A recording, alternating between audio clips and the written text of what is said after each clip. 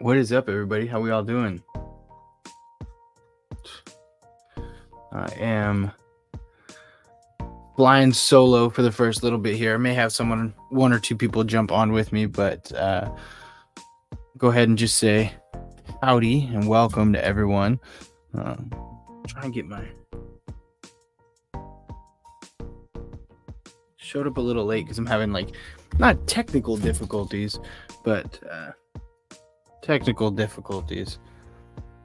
I can't get my iPad to charge. Dumb thing's been acting up for the last week, so might be time to get a new iPad. Oh well. Anyways, well, what is up, Nathan? Just a tip, EDC. First baby. How you doing? What's up, Groundfog? How you doing? Dustin Bowers, you ever drink Bailey's from a shoe? That's from the Mighty Boosh, for those of y'all who don't know. One of my favorites.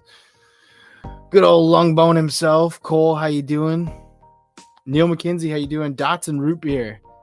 I think that's your snack tonight. My snack is a little different tonight. Not different. It's just I don't have dots and root beer tonight. Although root beer is one of my favorite soda pops. Did not like root beer until kind of adulthood, and then I really fell in love with Dr. Pepper, root beer, cherry Pepsi, cherry Coke, stuff like that. So yeah. Mark Parks, how you doing? How you doing, Mark? Paul Mills, how you doing? Nice to have you in the house. Autumn Wind, what is up? Goondocks, Rango, let's go. Yeah, Goondocks, I've actually got one of them right here. This is one of the liner lock versions of the Rango. This is just the prototype, one of the original prototypes. And then I've got the green G10 prototype right here as well too. So there has been some movement with the Rango. I don't want to spoil too much. I don't want to say too much, but you should be seeing Rango coming out in 2025. You should see a Rango in 2025 at some point. So at this point, I don't know when in 2025, but I do know in 2025, hopefully that's what we're shooting for, to have the Rango out. So a little further back than we anticipated, and we changed a couple things, but the Rango will be 90%, 95% of what it was here, and then just a little further out on that. So really, really excited for 2025. I will say that. I will say I'm really excited for 2025 and all the cool stuff coming out there. So yeah. Joseph S., how you doing? Greg, how you doing? Nice to have you in the house tonight. How many people in the chat are in Atlanta right now? In 2025, all lives will be laser assisted. Yep, they'll be laser assisted. 2025, every knife comes with its own personal AI assistant as well. So you can tell it exactly what you want it to do, look like, be. That would be pretty cool. Hey, knife, I just want you to be this instead. So yeah, I think 2025 is probably when we're going to see the production of the new Koenig that was released a couple days ago. They're going to have the prototype in Atlanta. And I will say that is one of the main reasons I am sad that I didn't get to go, because when Koenig dropped that picture and the release of the prototype a couple days before and then said this will be at Blade Show Atlanta, the prototype will be to check out, I was severely bummed because that thing looks awesome.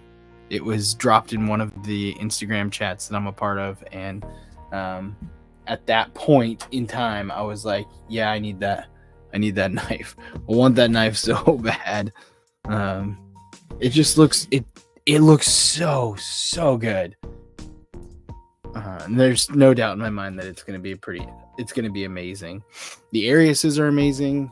So the fact that they just kind of changed up the design is going to be pretty sweet. So we've got our first guest for the night. What's up, Nathan? What's up, guys? That's Steven. How you been? It's hot. We finally hit 90 degrees today. So yeah, we had I think we were at like 72 today. It was perfect. It was great. It's fantastic. That sounds like I was just sweating my ass off. I honestly, I'm gonna start bringing an extra pair of pants to work because Yeah. it was not good at all. Dude, that customization you did on that Wii Hi-Fin, I believe it was, right? Yeah, this little dude right here.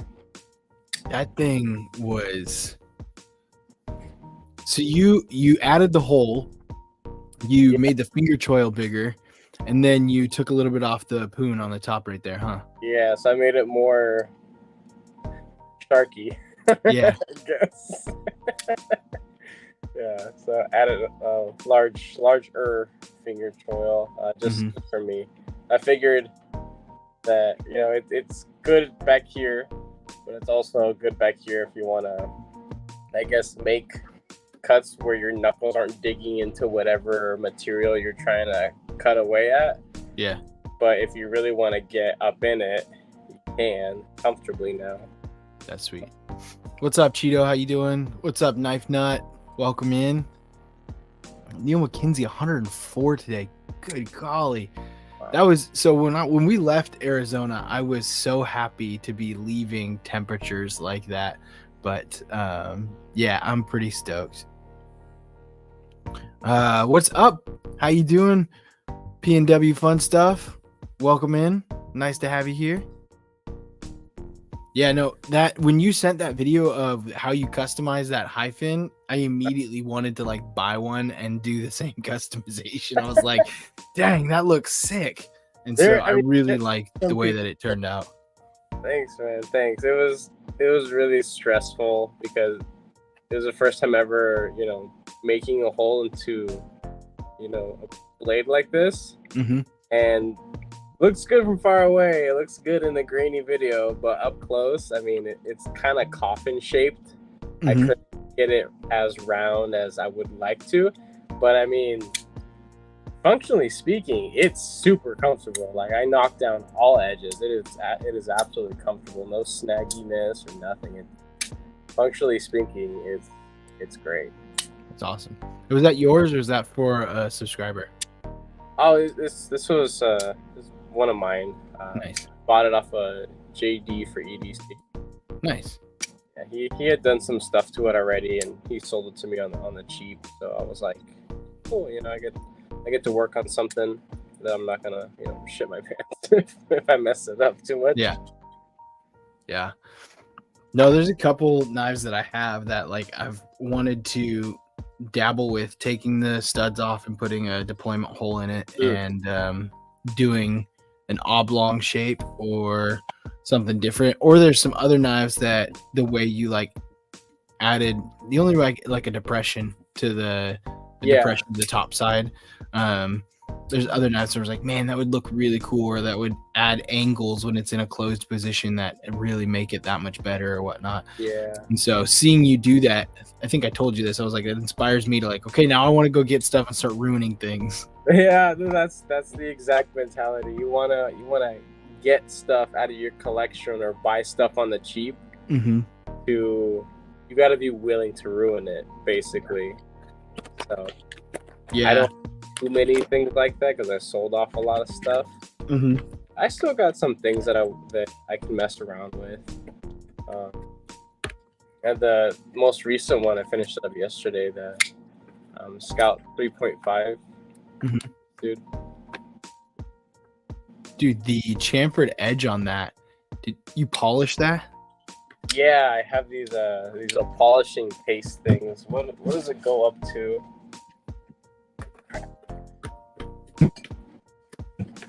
It is snack time, Steve Clare. I'm actually opening up my snack right now. I'm pretty excited for my snack tonight. I'm not gonna lie. This is probably one of the snacks I've been more excited about in recent weeks. So these little dudes right here, they're a little pricey, but for the set of 5, this is basically like stropping compound, but polishing compound essentially. It's the same concept, right?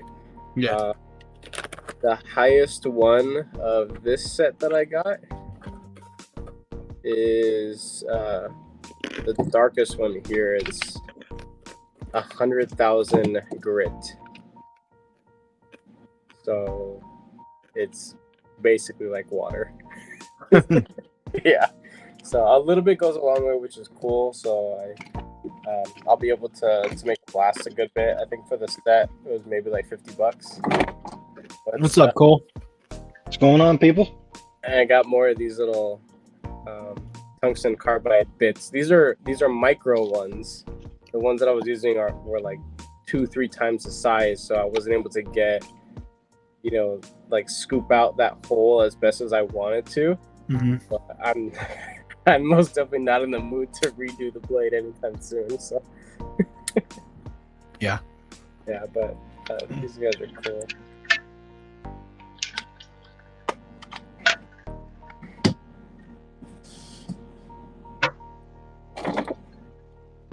Snack tonight is our crazy candy. It is Rainbow Bites. They are freeze dried. I mean, it's like freeze dried Skittles. Nice. And so you've got the Skittle, and then they're freeze dried and puffed out like this.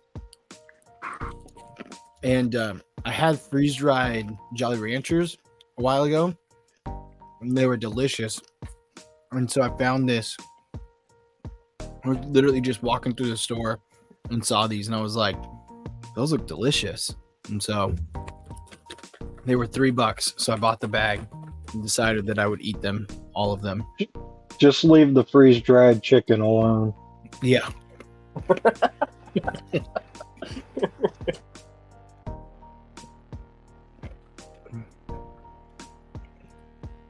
Got the green Rango Proto still makes in the rotation. Awesome.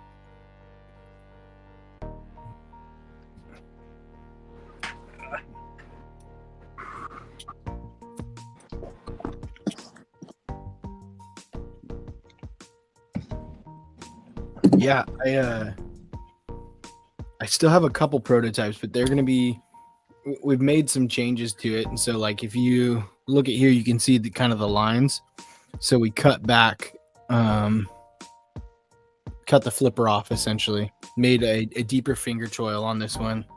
And so you can actually like put a finger in there and then cut the flipper off. Cause that was kind of universally, a lot of people said like, hey, get rid of the flipper. I know that was Nathan. You were like, man, I'd get rid of the flipper. There were a couple other people said they'd get rid of the flipper. Flipper is on there just because it's the easiest deployment method, makes it universally like better for more people. But I was like, all right, this Fuller you can flick off of really easily. And then the front flip is actually a pretty sweet front flip. So I was like, all right, we'll get rid of the flipper. And then it turned out really good. So I'm not going to say too much else, but I will say that 2025, there's going to be some really cool knives coming out. And I think the Rango's on chart for the end of 2025. But yeah. Whenever a titanium one comes out, I will buy it. Because that was my intention I was like one of the first people to hop on. You were, yeah. Thing. Mm-hmm. And I was excited for it. Unfortunately, it fell through. But that was probably gonna be the first thing I did. Just do a flipper chop. That one you got there is all ruined with marker. You can just send that one to me. Yeah. I've got 4 prototypes still. Two of them are I sent off, and then I've got these 2 here. How still. did you go about having them made? Like where did you start? Well, I came up with this design by myself, and then I drew it up by hand, and then put the hand sketch, just scanned the hand sketch in, and I still had AutoCAD at the time, and so I just digitized the lines of the hand sketch, sent it away to a company and said, hey, how do you like this? And can you make this for me? And at that time, I was just looking for an OEM. And so I sent it to Shieldon, and I sent it to a couple other companies, but I went to go with Shieldon. paid for prototypes, and they sent me over 10 prototypes. Damn. I had 3 of the blue G10, 3 of the green G10, and then I had 4 titanium prototypes that came through, and the titanium is a frame lock one. And really just worked with them the whole way through, talking back and forth about what I wanted to do and how I did that. What's up, Ethan? How you doing? And then I paid for the prototypes, waited like 3 months. Then they showed up, massive box showed up at my door, super heavy box with 10 knives in it, and opened it up and had like our packaging and all of our boxes and stuff. And I used to have one of the boxes. How much did the protos cost you, if you don't mind me asking? No, not at all. I don't remember 100%, but it was around $2,000. So it was around $2,000 to get the prototypes made. It was the prototypes, and then also I had some like little zipper cases like this made by them. And then I had them like make like cloths and like put my logo on it, the fabricated logo and stuff like that. There was a couple of other little things too. Yeah. So there's a bunch of little things that we had them put together for it. And that was for 10 prototypes as well. I think the least expensive they do is like $1,000 because they run so many prototypes and they send you 1 or 2 of them. But I know other companies do it differently. Like, there was a live maybe a month ago on Lefty's channel where he talked about the different prototypes he's done with different companies for Devo. And he kind of listed off like, hey, this is about what it costs. This is about what it costs. This is about what it costs. This is about what it costs. And that was with D2 steel. And so they just did all their prototypes of D2 steel. These are stamped on them, so like this is 14C, and then the titanium ones are 20 CV. Nice. So it's a little bit more expensive seal, so that's why I think the prototypes are a little bit more expensive. But I think he said like Kubi prototypes. Don't quote me because I could be wrong because I'm just going off of memory. But I think he said Kubi prototypes were like $400 or something like that, and that's just like their flat rate that they did. And so I was like, oh, that's not bad. So yeah. Shoot, I might start freaking pumping some stuff out myself. And then you can get like 1 or 2 prototypes, and then you can like, hey, this is what I want made. This is what it is.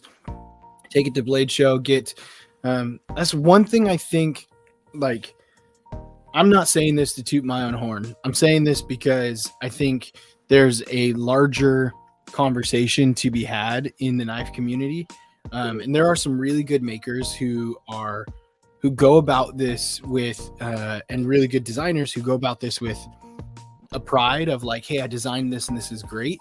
There's also like small pockets of communities of friends, knife collectors who go through this and say, hey, I'm designing this thing and I want honest feedback because I don't want to like waste time, money, resources putting out a design where I'm overlooking something out of my own perspective. And so like the whole point of this was like, I made it, I put money into it. I took it to Blade West last year. And like talked with as many people as I could, passed it around, watched all the videos, wanted to get feedback. And like, I have no problem chopping that flipper off. That was like unanimously, people were like, get rid of this thing. It's a good knife. Get rid of it. So I was like, cool, awesome. Let's get rid of it. And I think it's gonna do a lot better now without that. So that'll be something that'll be pretty cool. I think too often you have people who get stuck with, no, that's my design and you don't understand why I did it. And they don't take the feedback genuinely, that then they fail, or you get these like cataclysms of like, I'm just going to rub shoulders and be like, well, screw you. You just don't understand what I'm doing, or you don't know my knife, or you don't see the design that I see. And I think there needs to be more like eat crow, understand that like, hey, we're in this to go to be better. Like if you want to design a knife for you, commission a custom from someone. If you're designing a knife to sell it for the community, then listen to the feedback, because that's the people who are going to be buying it, and listen to the community. I think too often newer designers that in my opinion don't do that. But yeah, no, definitely. I mean, I would want people to be as brutal as they possibly can, because the last thing I would want is to invest money that I don't realistically have into the chance of becoming a up and coming designer, and just to have boxes of knives just sit in my garage. Yeah, I mean that's where I imagine Blade Show would be really helpful, because like sometimes it's kind of hard to get the real brutal feedback from people you know. Like they'll tell you if they have a preference, but they won't be like, dude, that thing just sucked. Yeah, I had people when I was at Blade Show, I like handed it to them, and like before opening it, they would look at it and they would examine it. And one dude was like, "Hey, what's your main deployment method?" And I was like, "Well, for me, it's front flipper. Like I love front flippers, and then the fuller flick." And he was like, "This flipper tab on the back, if you're gonna keep it, you need to change it." And I was like, "Why?" And he's like, look at where your flipper is in comparison to your pivot. Like it either needs to come up or down some, because where it's at right now, if you just do that, it doesn't give you enough with how heavy that blade is to fully deploy. You have to really get in there to use that flipper tab. He's like, but literally every other deployment method, because the angles are different, you can deploy that so easy and it just snaps out. Yeah. And like no one told me that friend wise, but he's like, look at the geometry of it and where your pressure is coming and how it's going to exit that blade, and how it's going to affect it. And he's like, these are the things that, like, talking to a bunch of different designers and makers there, like those are the kind of things that I was like, I want to hear more, tell me more. Someone commented on the jimping on the back versus the jimping on the front, and they were like, this is cool, like, is this an aesthetic thing because the jimping comes like halfway down the blade? And they were like, or is that there for a specific reason? And I was like, well, when you open it up, it really only comes up to your thumb a little bit. And he was like, okay, because what I'm looking at is in and out of pocket, how big that jimping is. It's covering that whole blade. You have a huge chunk that's rubbing up against your pocket. And he's like, I'm taking it in and out here, and there's some things. So I was like, we changed a little bit of that. Thought about that. And like, yeah. So there were lots of things that they were giving. And one person was like, hey, I'm holding it right here. You can't do it with the frame lock, but with the liner lock version, because it's a liner lock, and we put a smaller detent in the liner lock one to keep it not as fat. He was like, you can effectively shake it out. And he's like, to me, it's not happening every time, but he's like, that's a safety concern. So look at trying making a larger detent, something that's going to hold it in there and retain it a little bit, because it's still snappy, but you want to get rid of that. And so, I mean, that's what I think, like, that was the feedback that, like, I took most, and I was like, awesome, thank you, like, I need this, give me more. But like Cole said, no one that I heard really came up and was like, dude, this thing is hideous, it's stupid, it's dumb, I hate this knife. And that to me, I was like, cool, great, awesome, it looks good, it's still decent, I just need to change some of these things. And so that's where I think it was most beneficial, is going to a show and really talking with a lot of those more experienced people to figure that out. But Winchester, we are best friends for 13 seconds. I will let you choose the 13 seconds. If you want them to begin right now, we can go ahead and have them begin right now. I'll put a timer on. So Winchester was the first to watch, like, and comment on one of my videos this past week. And by obligation, he said that we're going to be best friends for 13 seconds. So I'm just going to declare that Winchester is my best friend right now. And I could not be more proud of our friendship and how amazing it was, and how the support that he's given me. It's been so great to know that he's been always there behind me, supporting me. And I wouldn't be here today without you, Winchester. So thank you very much, Winnie. I appreciate you. You are my best friend. And now we're moving on from those 13 seconds. Time's up. Now you suck. Nice. Yes, it's nice to be me.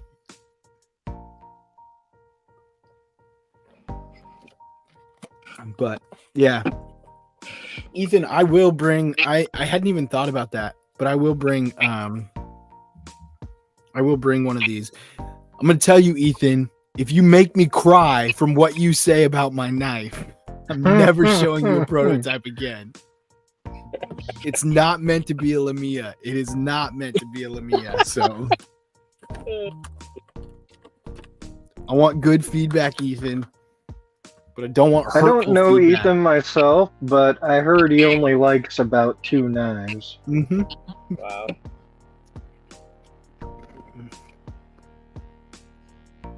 Send me some protos. I'll be honest with them. That's really well put, Knife Nut. Anyone who's watching now and skipped over everything that I was just talking about, here's the TLDR, too long didn't read. It's the difference between designers, makers, and buyers. Oh no. I dropped one of my Skittles. These things are too good to let go.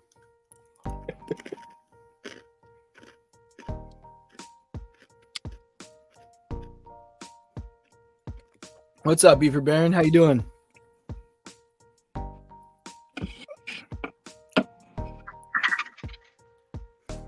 Ethan, you should design knives so I can rip them apart. He designs a knife and somehow it looks like a Lamia. Exactly. I love how Steve Clare jumps right on it. Wow, what happened? Seems like you guys were just best friends. The tides have changed. Things have shifted. Now he's just an acquaintance again. You can have more than one best friend. Winnie, you can still be my best friend. I don't think you understand what the word best means. I mean, best doesn't have to mean one. Well, I mean, it does mean, you know, something is better than every other. Yeah, I guess that's true. There could be a tie, I suppose, but that's not realistic. No. Like, the moment one of them farts in the car with the windows up, they drop down. They dropped down a little bit. Did you see Stevie's fart into the camera earlier on Maddie's live? Well, that was pretty funny. I laughed pretty hard.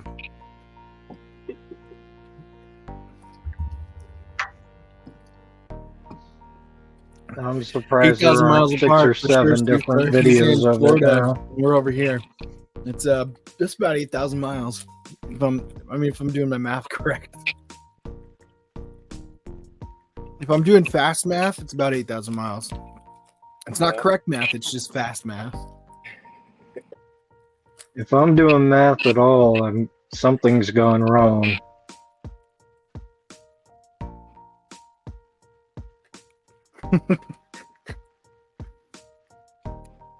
Things aren't beautiful because they last. I enjoyed our quick BBF ship. Wouldn't change a dang thing. All of a sudden, like, the sappy music starts playing and you see a montage. It would be pretty funny, actually. It's just a montage of you talking about him for 13 seconds. Different snapshots of it. Comments of his, like, popping up and disappearing. It's all black and white. What's up, Midnight? How you doing? I am making myself a little flavored drink because I can't drink straight water because I'm a horrible person. But I know I have to stay hydrated. And I have got 2 sick kids right now with fevers over 100, so I am Still? drinking some Immune Plus Emergency because I get to stay home tomorrow and take care of them and just try not to get sick. Yeah. At least you sound better. What? I said, at least you sound better. Yeah, that's true. That is very true. I made a comment saying you look like how I feel. Because when you turn your camera on to start the show, I was like, this dude looks tired right now. You look like how I feel. Hey, that works, man.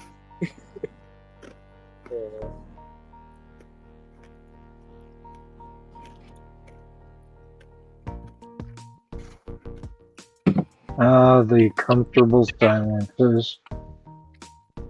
Yeah, I was actually I'm trying to find that new Koenig knife. A new one? It has Shirogorov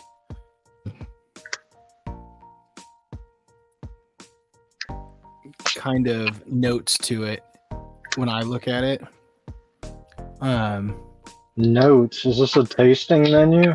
It is definitely a tasting menu. Like taste knives. I'm trying to see.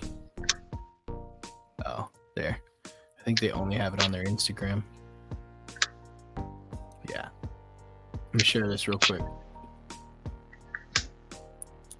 It has a slight Shirogorov aftertaste with a Herman bouquet. Yep. Mm-hmm. All right. So there's the knife. It looks very Shiro-esque to me. Interesting stuff. Kinda. Yeah. I mean, it looks kind of like an F3 to me. It's not nearly as angled as his are. No. The lines. His are usually downward swooping. Mm-hmm.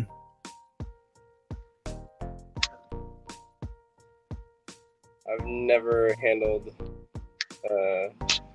Shiro before, and I don't really know much about them. I just know that they have like weird, like numeric names and models. Yeah. I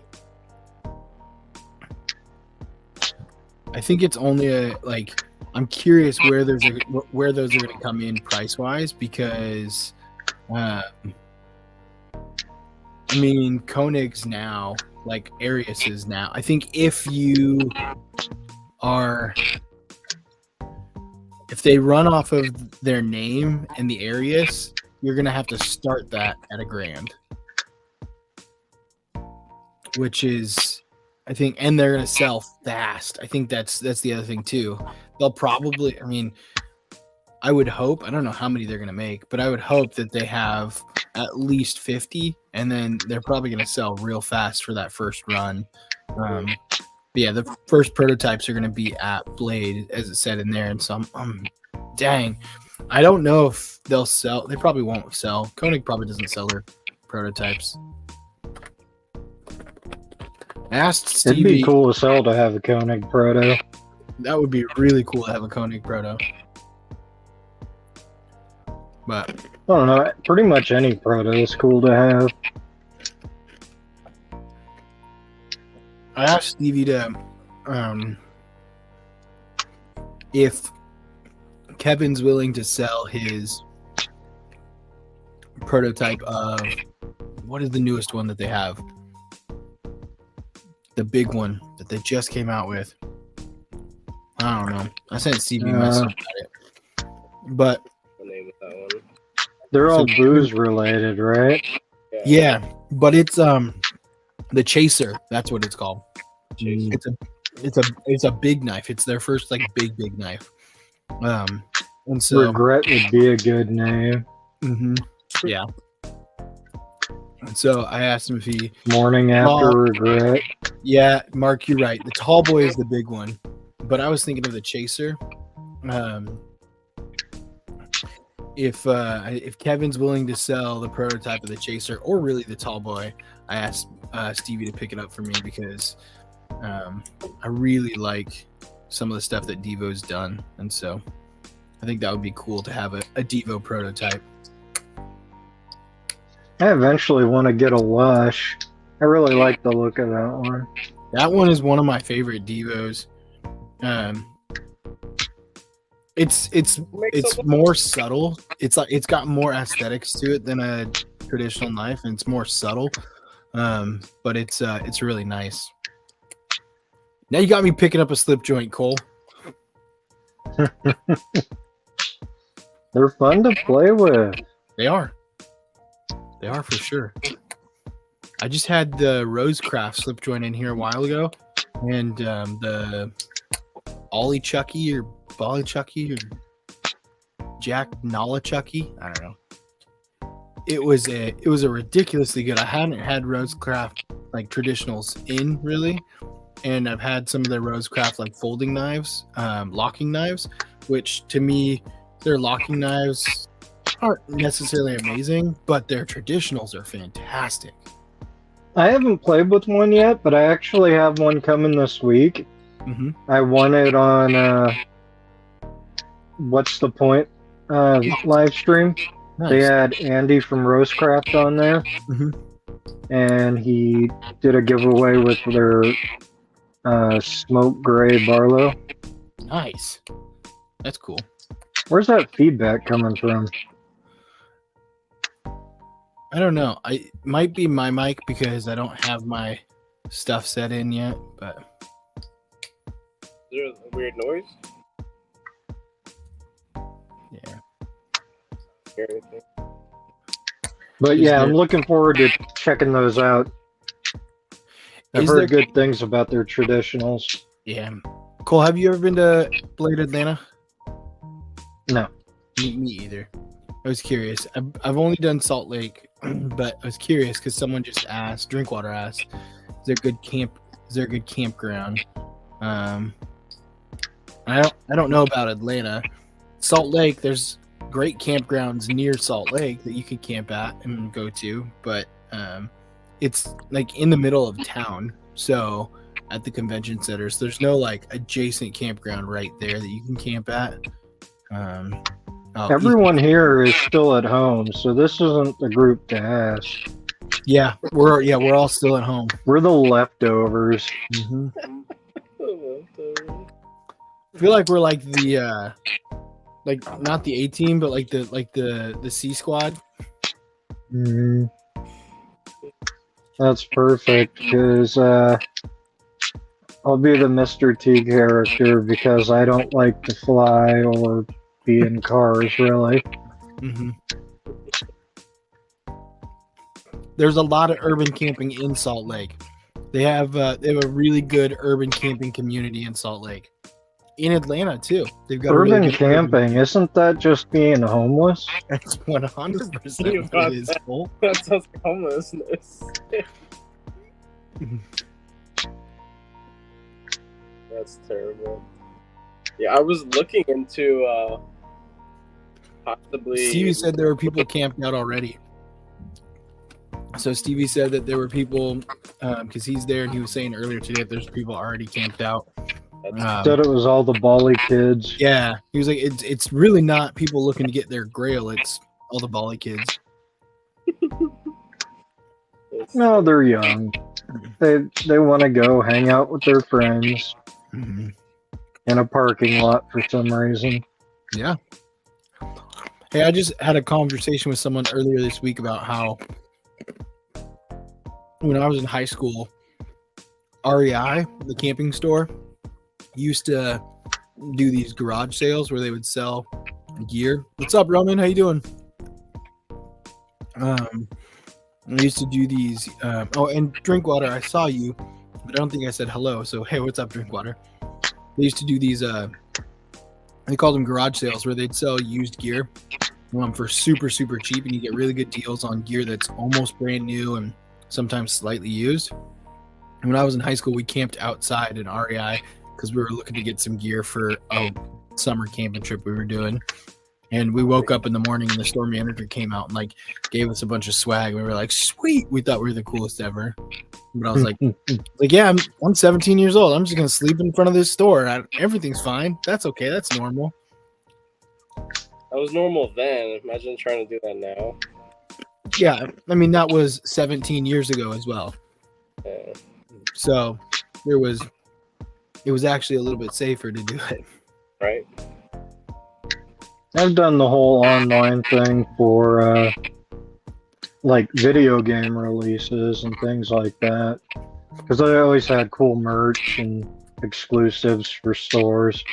I did it for a couple like Modern Warfare releases. I did it for I think I did it for the first Red Dead Redemption when that first came out. I did it for that. I did it for a couple Pokemon releases as well. Camped out with some buddies and did that. Pokemon. GameStop used to be like cool Digimon was better. than Pokemon.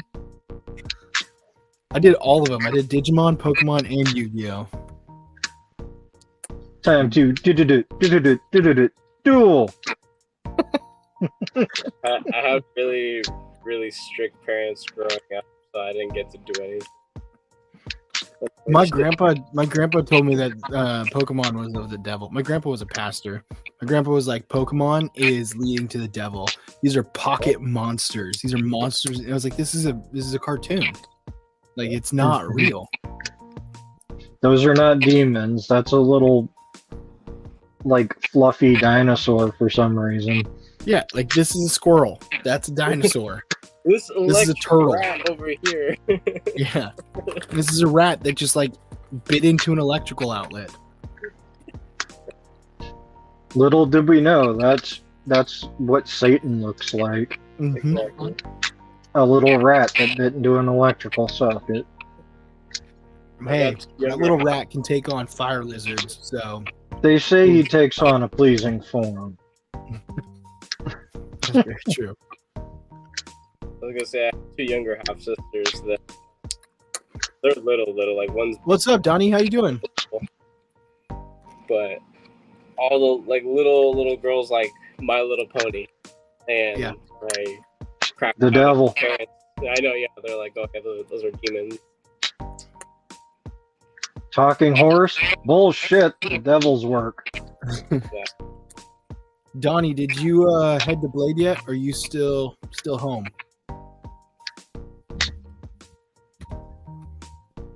I was also watching your Instagram a couple days ago, and it looked like you had a couple knives that you were finishing up, about 4 different knives you were finishing up. One of them, without the flipper tab, I know Steve Clare was really excited about. He thought that was pretty cool.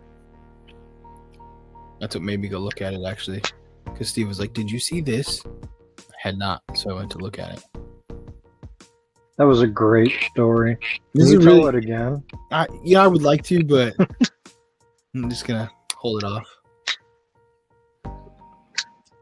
Mama, my mama said my little pony's the devil. Pretty nice. Were you stuck like watching Leave It to Beaver and shit? Nathan, did you have to watch McGee and Me? Oh, that is. It was a little show about this kid who had this like cartoon. It was a kid who was in high school and he would draw, and he drew up this little cartoon character who was like his conscience, and it was the cartoon character's name was McGee, and it was all about McGee and Me, and he would get into these like shenanigans, and then McGee would come out and be like, "Oh, I'm gonna help you with this." And it was like talking about like having good morals and all this stuff. That's weird. No, I didn't. Yeah. It also seems that like the creators were on acid. Like, hey, what if we drew people and they came to life? They were just high. Yeah.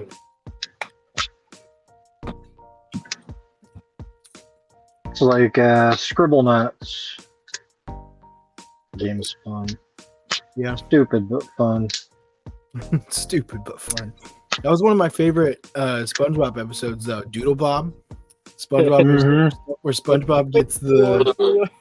It's not as good as the one where they learn to swear, but that's a good one. Yeah, and Doodle Bob's running around, and then he's drawing things and taking over. But good night, Ethan. Yeah, Doodle Bob was one of my favorite SpongeBob episodes. That one, And for a while there, you could watch like the first 3 seasons for free on Amazon. And so we watched like all of them. But the one where they're delivering the pizza and they like jump on the rock, Krusty Krab pizza is a pizza for you and me. We constantly reference SpongeBob shit. Mm-hmm.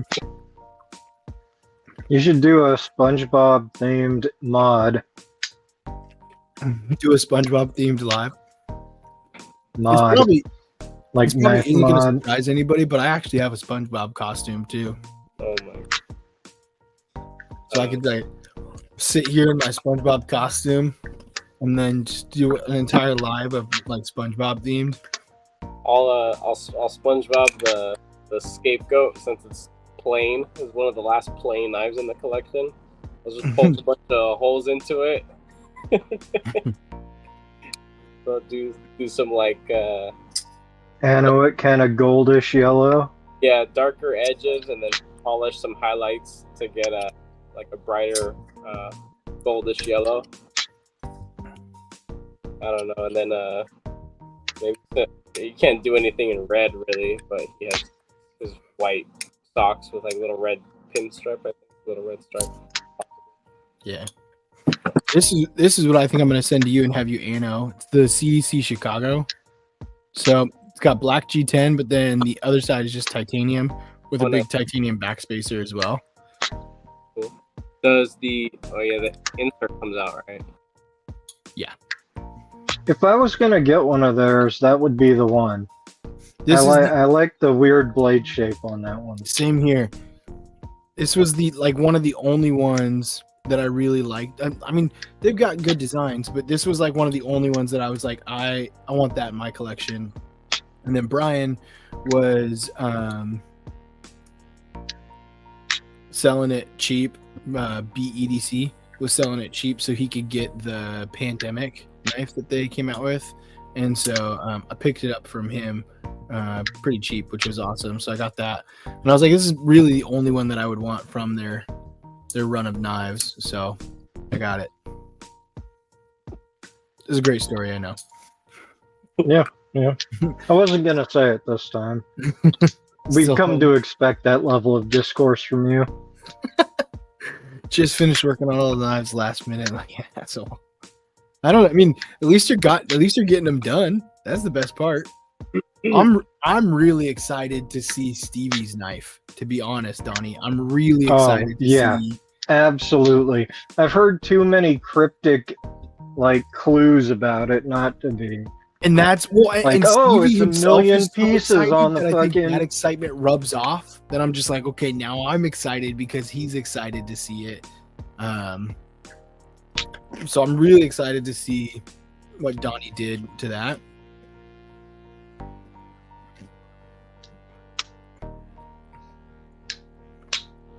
I do know that Stevie said Donnie like outdid himself with this. Like Stevie doesn't know, but Donnie was like, hey, I put everything into it. And so to me, I'm really excited to see that, because if Donnie's that excited about it, of what he did, and like I put all this into it, Yeah, then I think it's because his normal work is already fantastic. exactly.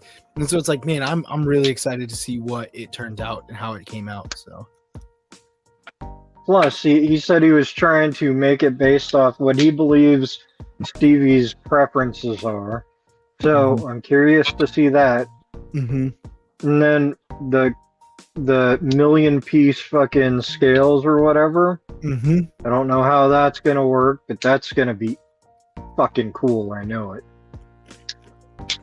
Yeah, I'm picturing like a mosaic.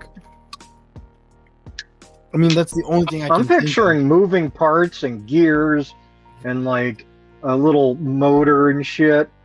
Motor. I don't know. Donnie, It's gonna be something. Full steampunk knife. yeah, a little steampunk It's knife, like or also like it. he created like a It's little got watch like a clock. Rube Goldberg mechanism for opening it. You flip the switch on the back, and it sits there for 3 minutes, and eventually. You have to reset. It takes 20 minutes to reset it every time if you want to open it up. No, I'm excited for that. I think that'll be pretty cool. I know Stevie's really excited for it too.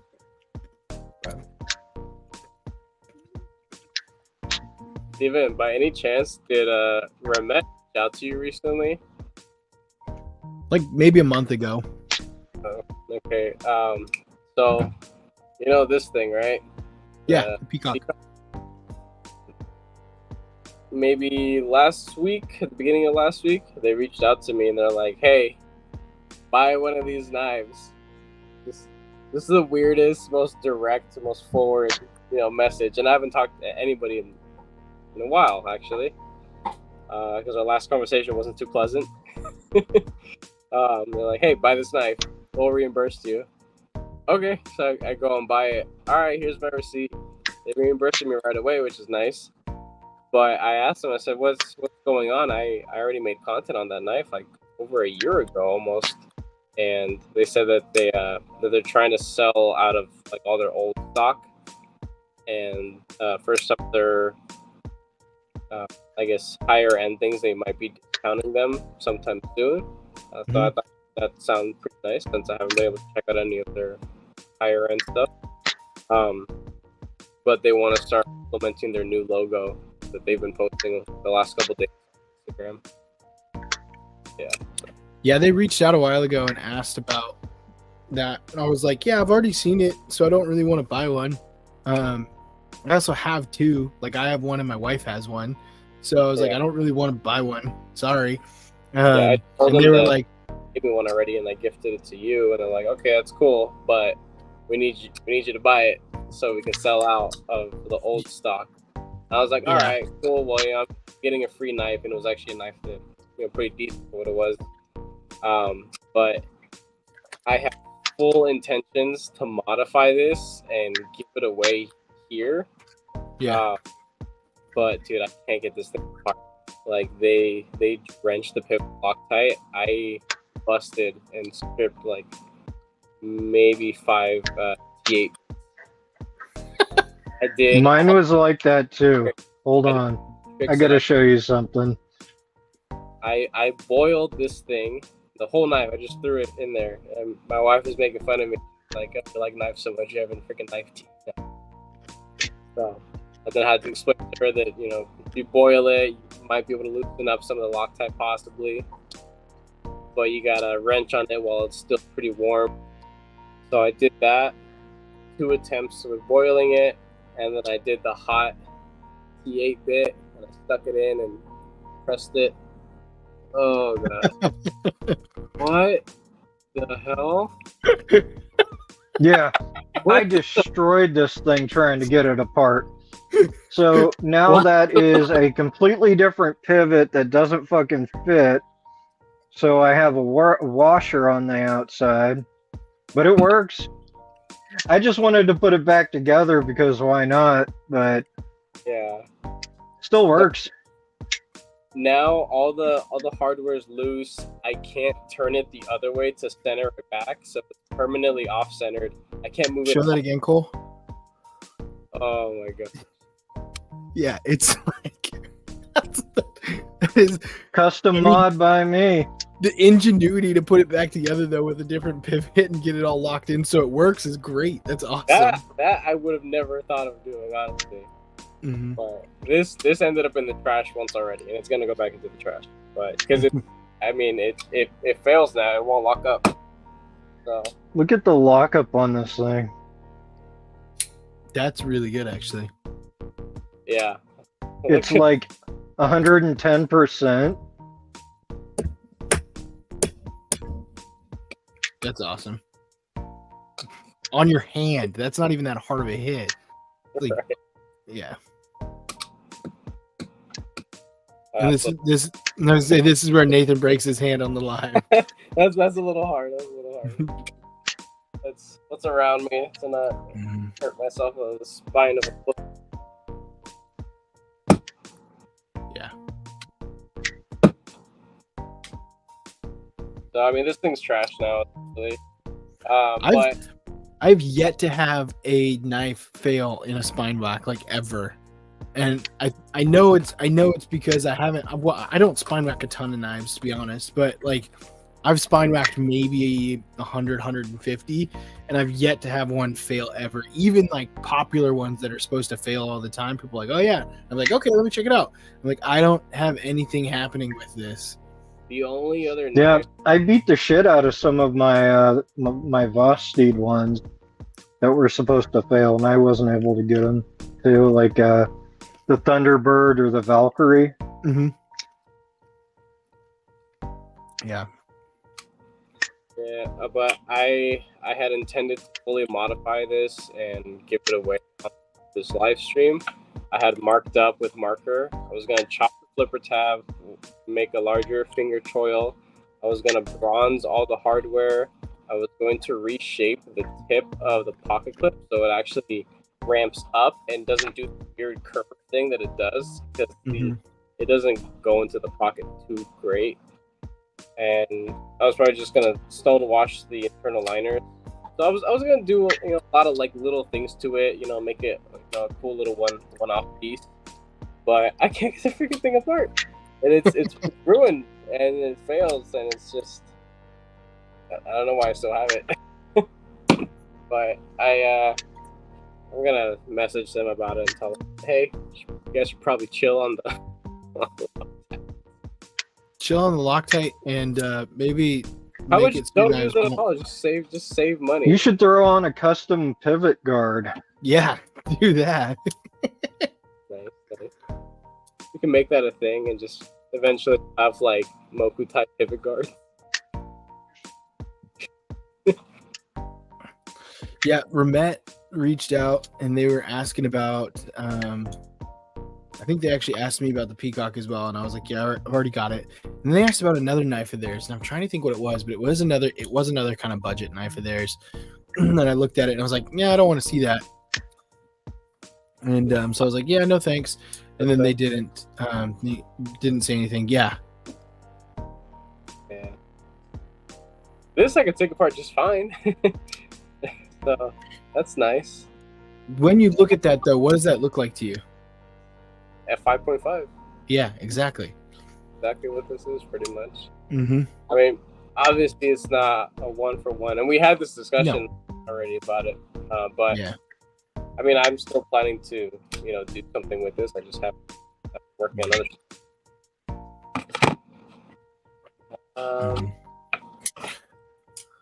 Hey, how many people do we have here today? Only like 15.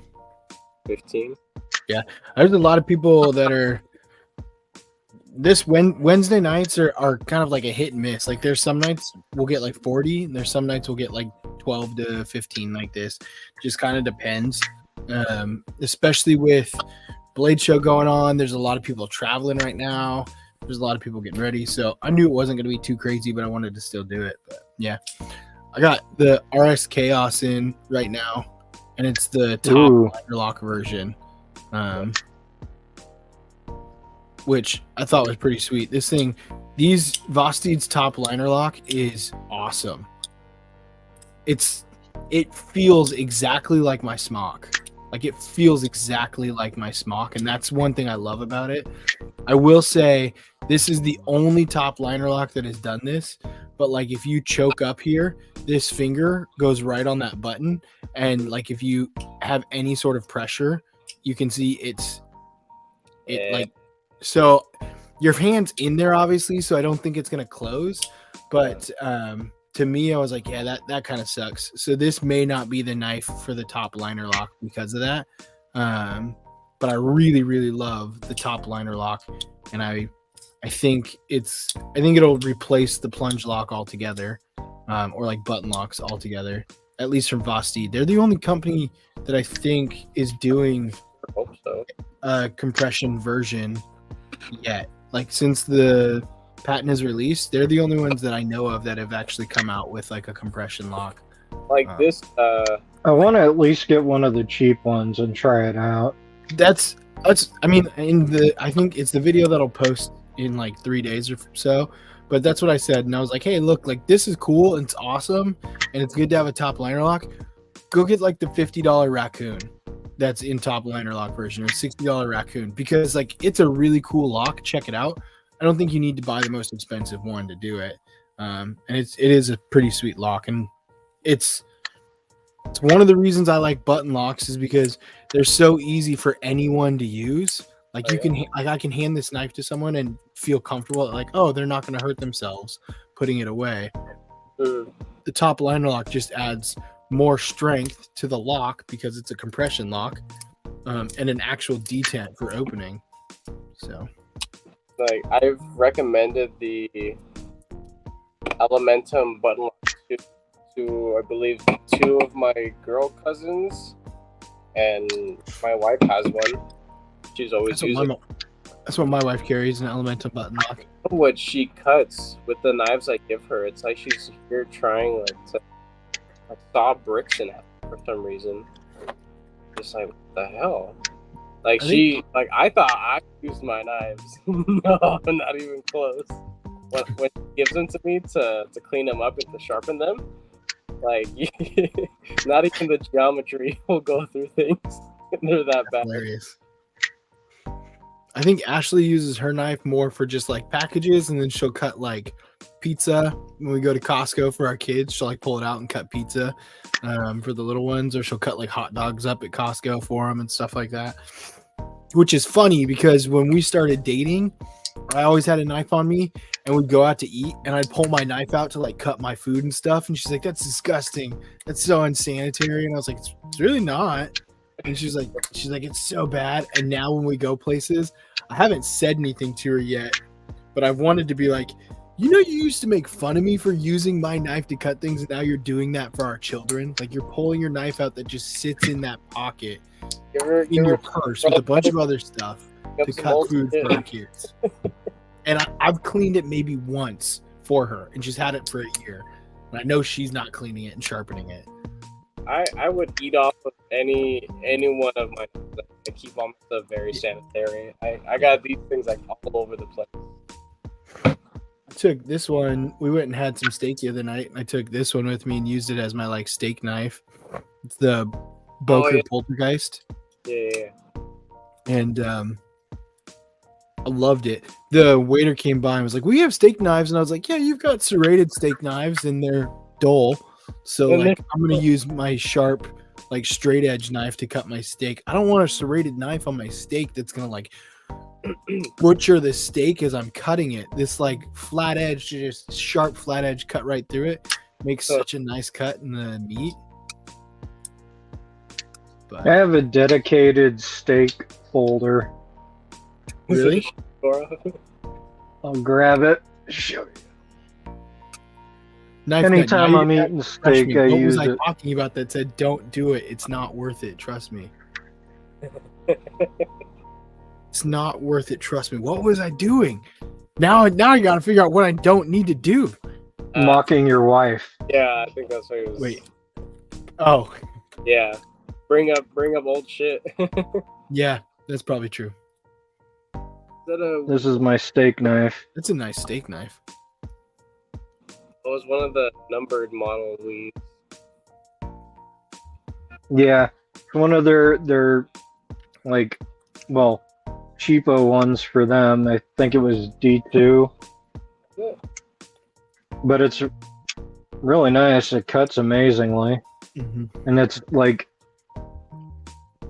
nice and subdued enough that it looks almost appropriate for, using in a restaurant. That was the one thing I didn't like about this is it's almost too small of a blade, like cutting in. I was like, I mean, it cut fine, but I like that. It's got more of a belly on it. When I had my Hinder XM18 3.5, I took that out, and it made such a noise coming out, and it was not the knife for the setting. Definitely not. Something a little bit smaller would have probably a little bit more appropriate. Like this would probably be it for me. I've decided for sure that flipper tab's going. It works just fine, but I enjoy the fuller a little bit more. Little dude here. and then I'll ruin That's it. the Fair and Forge. Yeah. The Stinger. Yeah, the Mhm. Stinger. Full type Stinger. What's up, Ground Fog? So Flipper tab delete, and then some customization in the near future. Nice. Cole, what is your like go-to knife brand?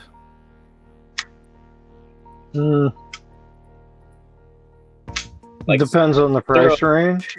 when you I see guess I mean like if you're gonna suggest a knife for someone, what do you Kaiser. Kaiser? I say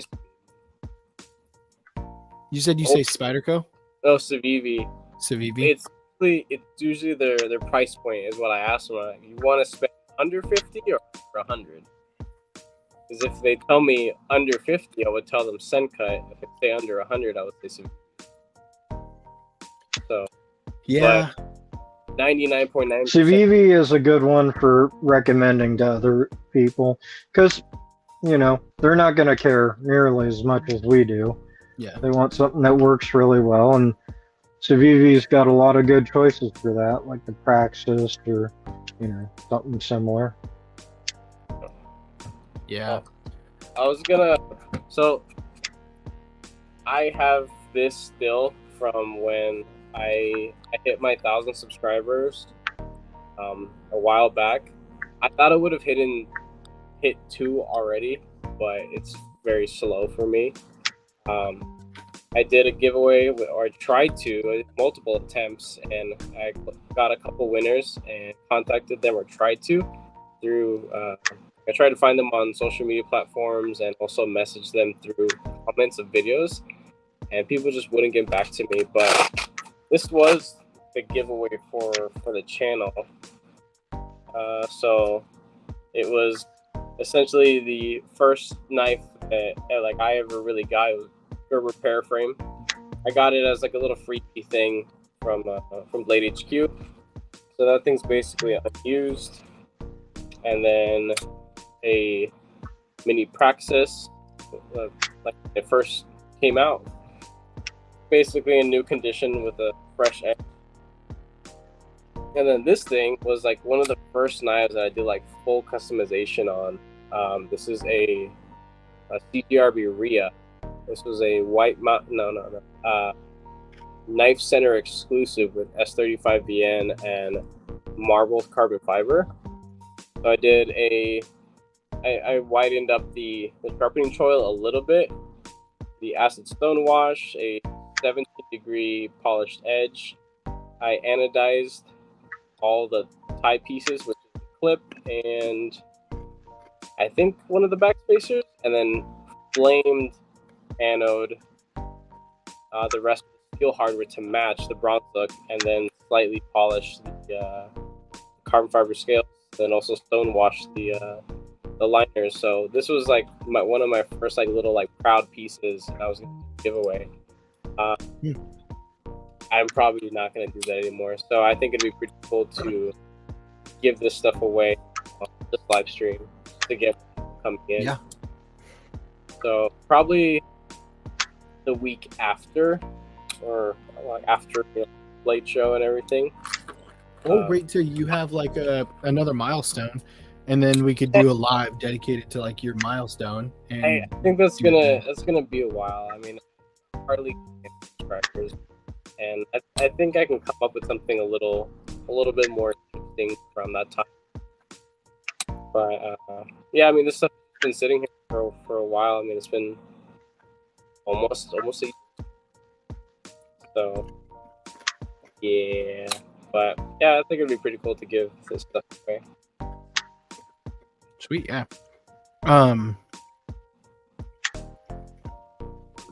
Yeah, I'm looking at Blade Binge over here as I'm doing this as well, and there's some stupid good deals.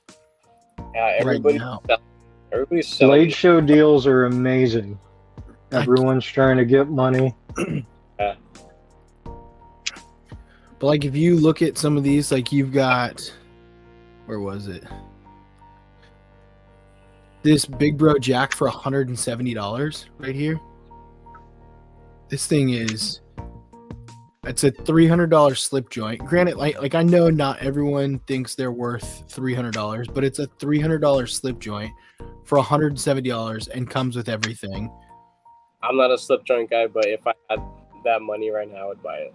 Yeah. Drop it down to $1, and I think it'd be worth it. I'm not a slip joint I guy. mean, like 100. I would buy it. This EDZ for a Magna Cut for $150. The TRM Magna Cut Nerd with double black micarta. This one's coming in. I believe that was at those $150. nerds are microscopic. They're so small. I mean, they're cool, Really? really well made, but they are tiny. Overall length 5.5 inches. I guess yeah, that's true. I think it's even smaller than that. The Mini Slim Berg Blades, $150 right here.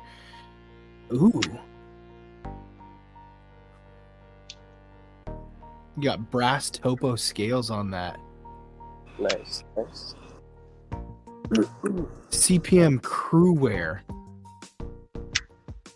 Is that a bug out? Crewwear on a bug out? What is that? I don't think it is. Is that a reblade? Benchmade bug out scales with screws offers the brass screws that blast meton brass. Benchmade bug out $535. It is a bug out. It is a bug out. But that's under $100. $95 for the brass bug out with Crew Wear.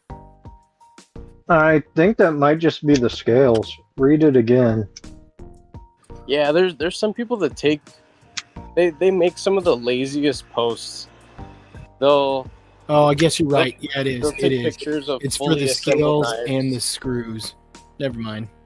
One guy was selling I like was gonna say, there's customized, no like, way that's Lynch a Northwest clip. $100 bug out with the brass screw. I was like, I'm gonna buy that right. Yeah, that's just for the scales. Never mind. Not. I Really. saw somebody selling a Lynch Northwest clip. It was like $30 or something, but it was still on the knife.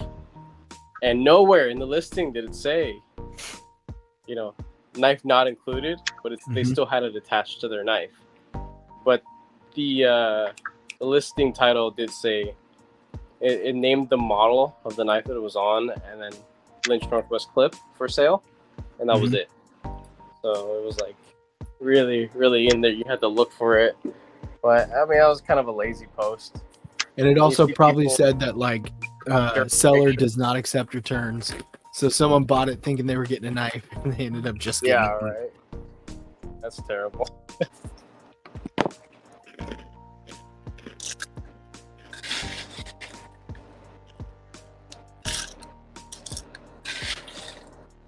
Ooh,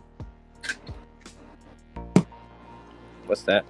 it's the bronze Sweeney. Oh, Actually- there was a Rob Johnson cedar, I think. This is actually a knife that I was looking at a while ago. Yeah, it's pretty That cool. bird blade Sweeney is actually a really nice knife. And I really like that bronze color.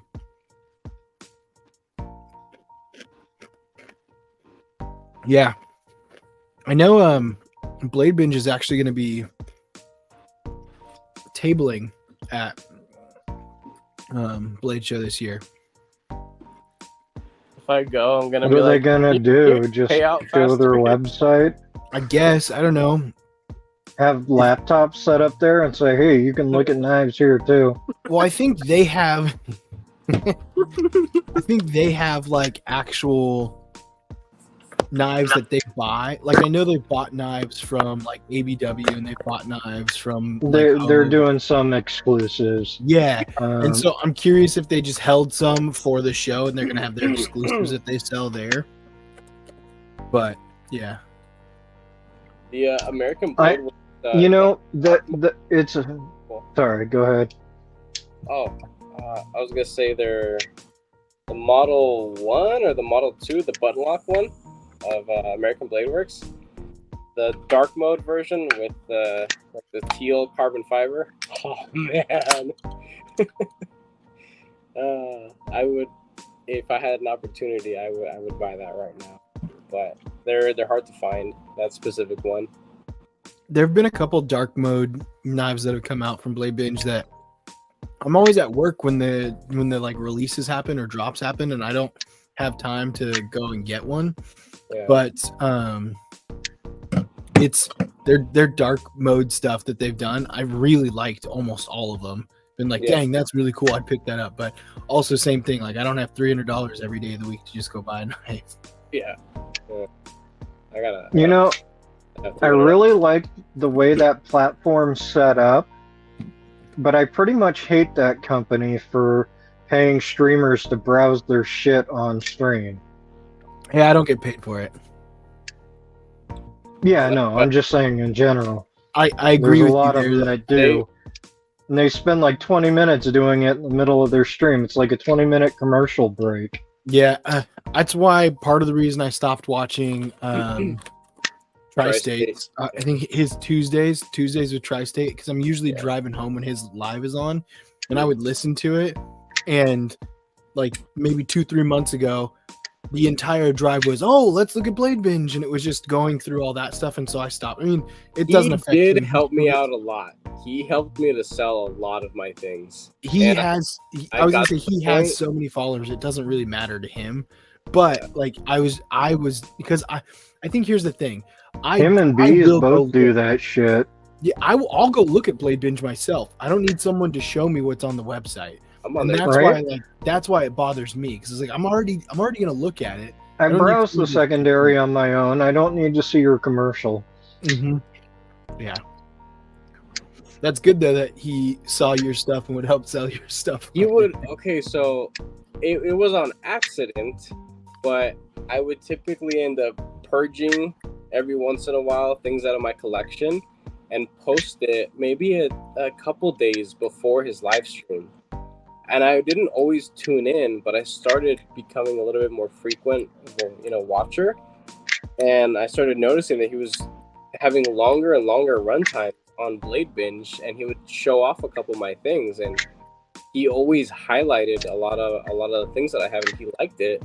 But he would make comments like, "Oh, I really, really want this," and then I would reach out to him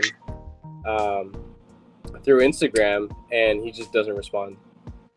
He's one of those guys where you got to pay to play, and it kind of bugs me that he's like that. I understand that time is money, and he's a busy person, but I just think it's a little silly. That's like if I wanted to text you, Steven, but you won't respond to me unless I have to subscribe and give like monthly donation or something like that. Like that's a little. I get it that this hobby can be very expensive, and to be able to produce content, you need to have money to buy new stuff. I'm But- sorry, but the knife streamers are not like they can't try the same model as like the lady Twitch streamers. Like pay the monthly subscription and we can Yeah. message now and again.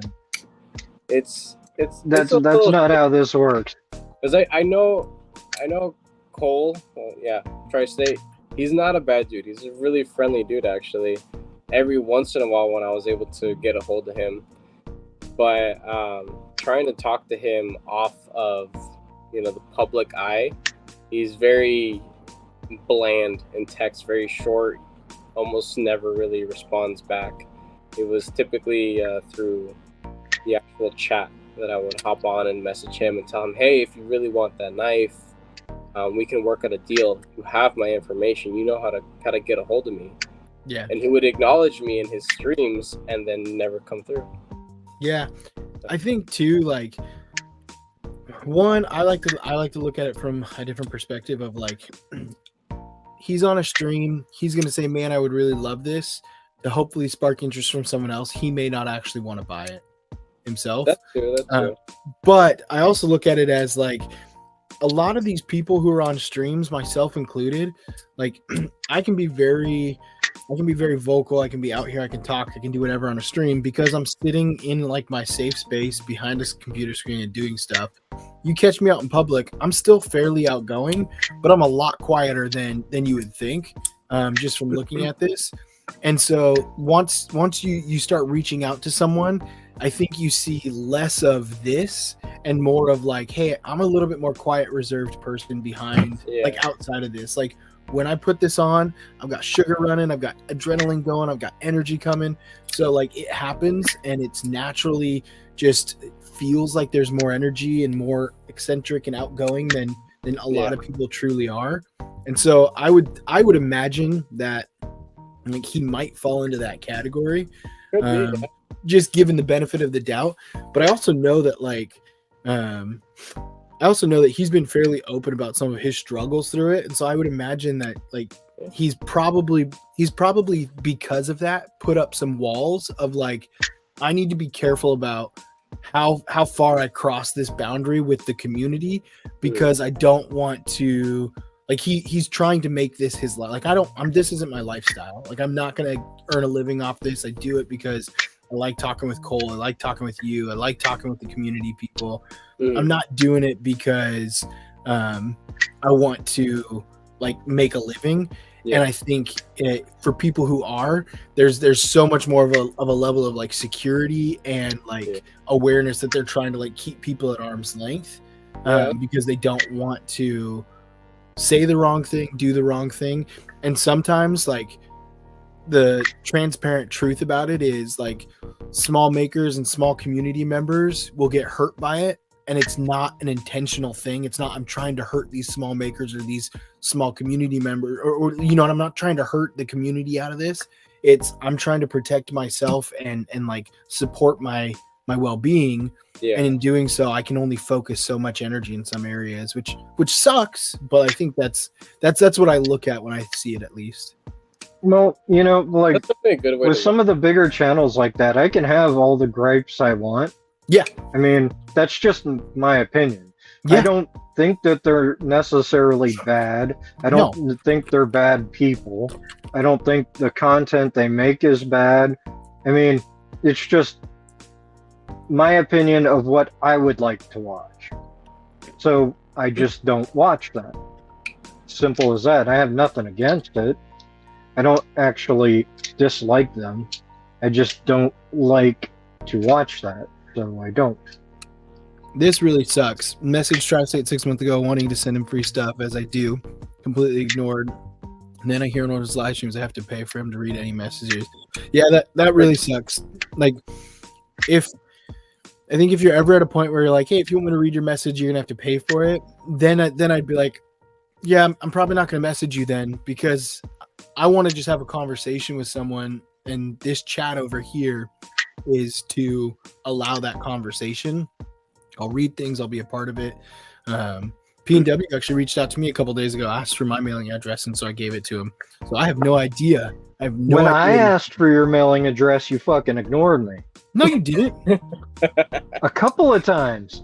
When? I asked for yours and Steve Clare's so I could send those stickers. Neither of you guys fucking answered. I tagged you and everything. Okay, well, if you did, I apologize, because I would have 100% given it to you. That is, I apologize, because yeah, I have no problem giving that out. You should have just, also, you know how crappy I am on Instagram, because I respond like once every 4 days in chat. Yeah. I didn't think about it. I should have just sent it to Stevie, because I was already sending Stevie stuff. That's what P&W ended up doing. Stevie actually texted me and was like, hey, P&W is trying to get a hold of you on Instagram.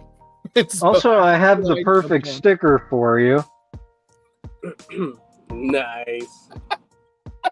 Nice. That is awesome.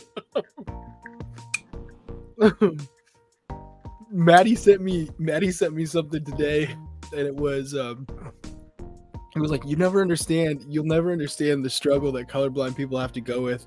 They're never going to get to experience a red robin, a red lobster, a white castle, a golden corral, because all the colors are just gone. I was like, dang, that was so good. Golden corral. So Tri-State actually bought a knife off of me one time, and All right, I want to know if I'm gonna tell you guys what happened. Do you guys think that I was in the wrong? So, I posted a Herman knife. I bought it off of Blade Binge, played with it a little bit, decided it wasn't for me, posted it for a similar price of what I got it for because it was already at a pretty low price. Any less, I'd practically be giving it away for free. He picked it up, sent it to him. I hopped on his live stream and he showed off the knife that he purchased from me, and he gave me a little shout out. It was cool. You know, it felt good because he was promoting my small channel. And I told him, I said, hey, I am planning to sell other things, and you know, if you're interested, I am starting to modify things too. Would it be cool to send you something? And he was just like, yeah, sure. So I sent him something. It was a what was it? It was like a steel pyrite, like a Warney pyrite, I think it was. And I just done some like light modification to it. But he had made a weird comment saying that it was odd that I had his contact information, his address, and his phone number. And I'm thinking to myself, dude, as a seller, you can see your customer's information because that's how you make a profile. You have to put your phone number and an address, or at least a PO box or something. So I texted him. I shot him a text. He's like, who is this? How'd you get my number? And I told him, I said, dude, it's on your profile. I'm sorry. If you want, I could drop your phone number and just message you through Instagram. And he never responded back. And eventually, the little free knife that I sent to him, a little customized one so he can give away, he just acted kind of weird about it. And I felt like maybe I took, I don't know, maybe I got ahead of myself and just took information that I probably should have asked for, but it technically was there for me already to use. And I shipped him the free knife. He bought something from you, Yeah. and had you ship it to his address. Yeah. That is giving out your address. I don't understand where the problem is. Yeah, I see both sides. Like, of he it. knows you have it. Yeah, I see both sides of it because, like, if I buy something from like Dick's Sporting Goods, and like, granted, okay, this isn't. I guess here we'll actually use Blade Binge. If I buy something from Blade Binge and someone mails me something and they know what my address is, I'm not going to expect or be like thinking that they're gonna send me something else.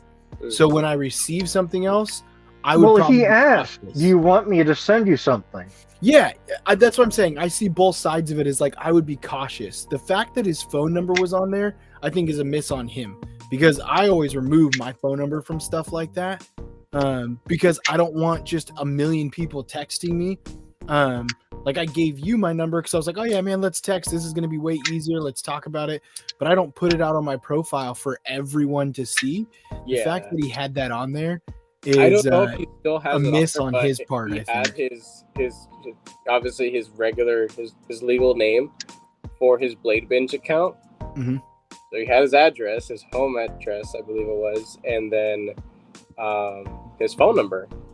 And I just sent him a text saying, hey, I want to send you something free to give away. And he seemed very alarmed how I got his phone number. I would say I bought this knife right. Where is it? Right here off of Blade Binge, right? Yeah. Just this little 6-leaf. I like it quite a lot. Yeah. But after I paid for it, the guy noticed that there was an imperfection that he didn't list, and because I had my phone number on there, he called me. Said, "Hey, I noticed this. I wanted to tell you about it. If that bothers you, I can swap it out for something else. I have stuff around the similar price point." I'm like, no, it's fine. And he was a cool dude. We talked knives for a little while, and now he's part of the our Discord and like the whole Maddie's group. But anyway, I mean, that's how it's supposed to be used. If there's an issue, something like that. I'll say though, And but then- when he called you, did he say like, hey, this is the guy from Blade Binge, I'm selling you this knife, wanted to talk to you about it? Yeah. Yeah, see, I would say if I got a random text message just saying, hey, I want to send you something, are you cool with that? Not knowing what it is, then I'd be like, who is this? How did you get my number? But if you started it with, hey, this is Nathan, I'm the one selling you this knife. I've got some other stuff I'd love for you to check out on your channel. Would that be okay? That's different. But from what it sounds like you just reached out saying, hey, I've got something I want to send you. Is that okay? I'm pretty I mean, this was a little while back, right? I'm pretty sure that I did introduce myself in the text saying, hey, it's, Nathan, Just a Tip EDC. I'm planning You to know send it, you- Paul Mills. He believes he's a celebrity at least. I know he's not a bad guy genuinely, and like you said, in my current mindset, I am not capable of seeing it that way. But now that you laid it out, seeing how it is from a different mindset, like you said, this is more of a hobby for him. It's a different level. I don't know how Some that feels. people are paranoid, I guess. I can understand that now. Yeah. But that definitely helps out a little bit because I kind of felt like I was in the Maybe wrong- it's a short person thing. He's afraid you're gonna pick him up and run away with him. There's 3 of them I- stuck together. I probably could sling him over my shoulder and run away a good distance with him. That's all This is a good, really BW. cool knife. The second child is only 18 months, so she's running around doing some crazy stuff, but she would probably just eat the wand. But Okay. thank you very much. I'm excited about that. So I'll be looking for it tomorrow.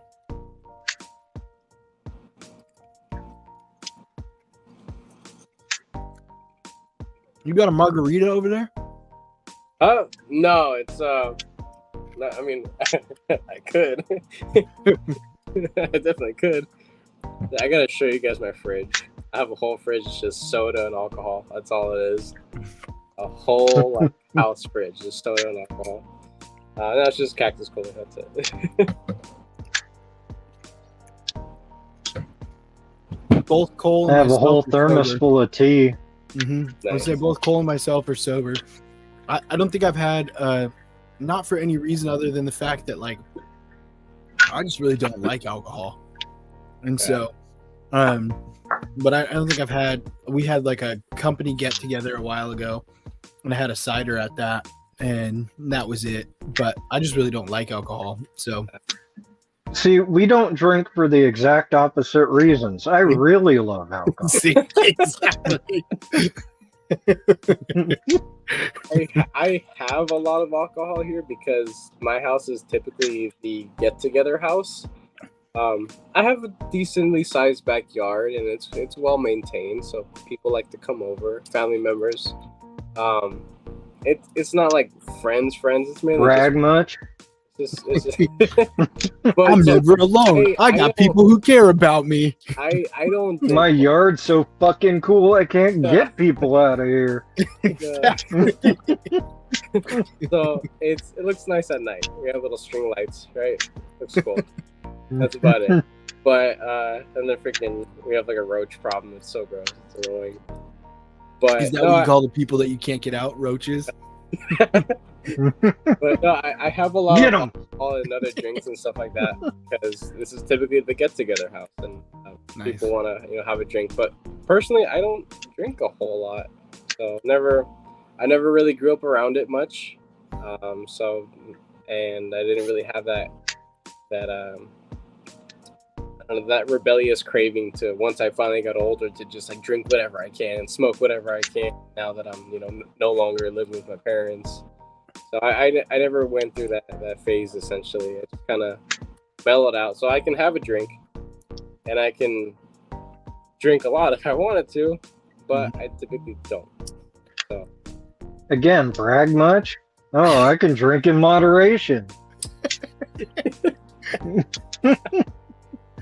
oh jeez. Oh man. Yeah. No. I'm really excited for this summer because last year summer in Arizona, you can have like get-togethers with people, but you're just walking in dirt and it's super hot and nobody wants to be outside doing anything. Yeah. And when you have a barbecue, it's like, hey, let's do it at like 6 a.m. or like 10 o'clock at night, because I don't want to have a fire when it's already 100 degrees outside and be cooking stuff and everything. So I'm really You pretty excited. much have to be near a pool or something. Yep, you have to. That's why I'm excited. to be here, 'cause- Misters going everywhere. Mhm. Fucking occasionally people running around and throwing ice cubes at you. Yeah, I'm excited about barbecues this year. I started. See, I love to grill, but we do that during the winter. I will say, when we were in Arizona, one of the coolest things was having family call us on Christmas Eve and us being able to sit outside in a hot tub on Christmas Eve and talk to them and be like, yeah, we're in the hot tub right now. What are you doing?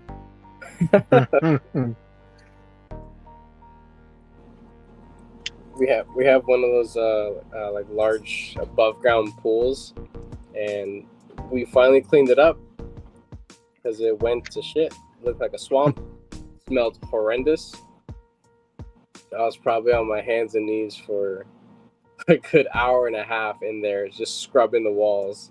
It was so That's disgusting. good that you clarified what you were doing on your hands and knees. Yeah.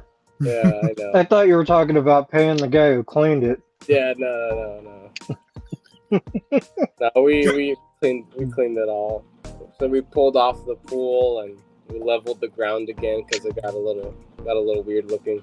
Yes, also the scorpions. The scorpions suck. I still have a picture of a scorpion on my ceiling. I don't know. I don't remember if I've told this story, but middle of the night, wake up, go to the bathroom. You know, I'm taking a leak. My pants are down. My dick's out, so I'm feeling vulnerable. I look up as I'm stretching. It's directly above my head, like right over my fucking face. And I walk with a cane, so I don't have great balance. Me trying to jump the fuck out of there, mid-piss, there's streams flying everywhere. I damn near fall on my ass and piss in my face. It was a horrible, horrible ordeal. But the scorpion was like this fucking big, and it damn near killed me. Yeah, I think that was one thing. Like, I ended up getting some of the Olight Streamlights or the Olight Arcfelds that have the UV, and we had like 3 or 4 of them, and I just kept them around the house because at night, if I had to like take the garbage out or do something, I would just grab it and walk with that like UV light on to see them. And you didn't always, but more often than not, I'd be walking out and then you'd see this little thing sitting over there. I was like, I'm not going over there. There's a Are they scorpion over really out there like that? See, I don't want to get one of those because I don't want to fucking know. there. I prefer to be oblivious. I do have my Bug Assault CO2 pistol Mhm. that kills scorpion. So if I see one in the house, I'm going after it. But I'm not going looking for them. I don't want to know how many there are because I have this big dirt hill behind my house. You've I probably got a know, lot. yeah, and I have palm trees, and they fucking love palm trees. Mhm. And like I've already found, like the first year I was here, I found like 6 in the house. We had 3 in our house the year that we were in Arizona, and one of them I'm pretty sure I brought in from the garage. It was folded in some stuff, and we were unpacking a box and brought it in, and then ended up smacking that with a flip flop and killing it, taking it outside. One when we were leaving, like when we were moving out, like the week we were moving out, it was in the bathtub upstairs. And it was the bathtub that we used to like give our kids a bath. And we talked to one of the bug guys, and he was like, no, they can like shrink their body down to be like the size of a credit card, and they'll like come in through window seals, or they'll like drop from light ceilings from above, or if there's not a lot of like if a house has been winterized or whatever, they'll climb up the drains and then come in through the drains, and then they they get trapped in like sinks and bathrooms and stuff like that a lot because they can't climb up the slick walls. And so it was trapped in our bathtub, and I was like, what the heck? How did this thing get here? And then I didn't feel safe flushing it down the drain, so I had to murder it and take it outside. Yeah, I wouldn't feel safe. And then the other one was on our back porch, and I thought it stung our son for a second there because he freaked out and then like screamed and was holding his foot, but he just kicked a rock as he was running away, and that's why he was holding his foot. But I was like terrified because he was two. See, your grandpappy thought fucking Pokemon were the devil. It's those fucking scorpions. Look at them. They're made for evil. They got those pinchers and that tail. They look like something you would see in like the 9th layer of the worst hell. Yeah.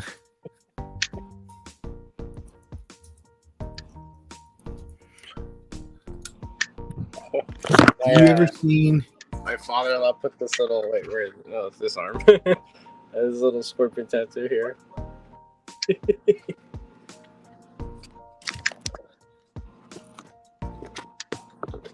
I like you left now. Jesus. Have you ever seen the